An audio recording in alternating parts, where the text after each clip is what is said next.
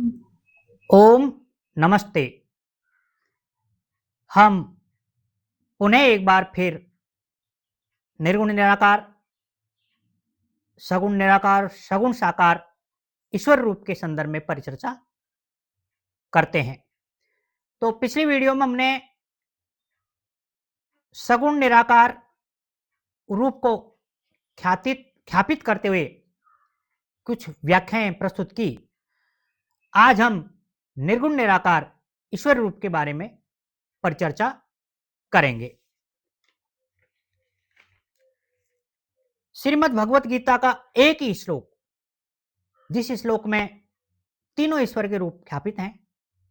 अजो अपि सन्निवयात्मा भूतानाम ईश्वरोऽपि सन् प्रकृतिम स्वामधिष्ठाय संभवाम आत्माया। यह एक ही श्लोक तीनों रूपों को ख्यापित करता है। मैं अजन्मा और अविनाशी स्वरूप होते हुए भी तथा संपूर्ण प्राणियों का ईश्वर होते हुए भी अपनी प्रकृति को अधीन करके अपनी योग माया से प्रकट होता हूं।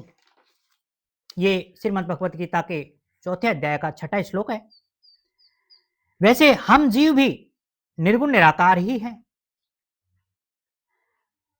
जो अब मुंडक उपनिषद में आया है कि वह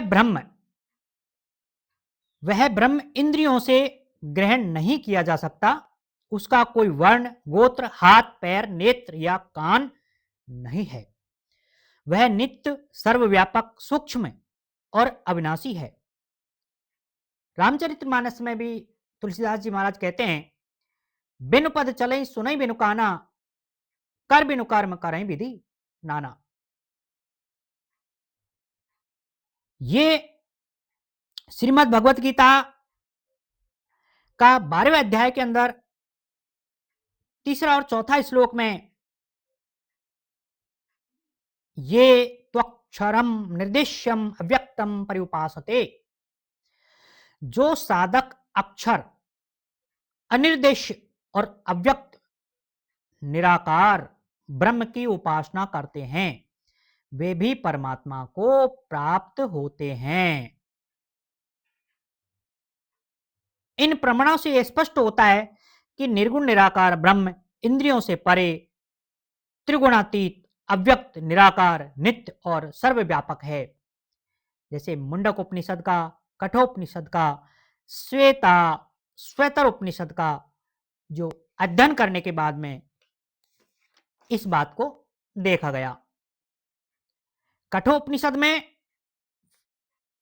ए शब्दम, ए स्पर्शम, ए रूपम, अव्ययम, वह परमात्मा शब्द, स्पर्श, रूप, रस और गंध से रहित, अनादि, अनंत, नित्य और अविनाशी है।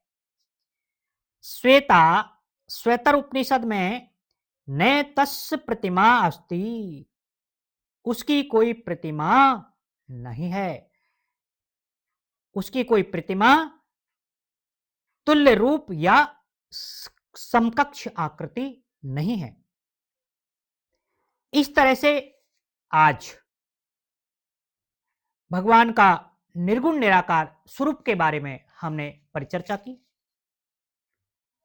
अगले वीडियो में हम सगुण साकार की परिचर्चा करेंगे। नमस्ते। ओम।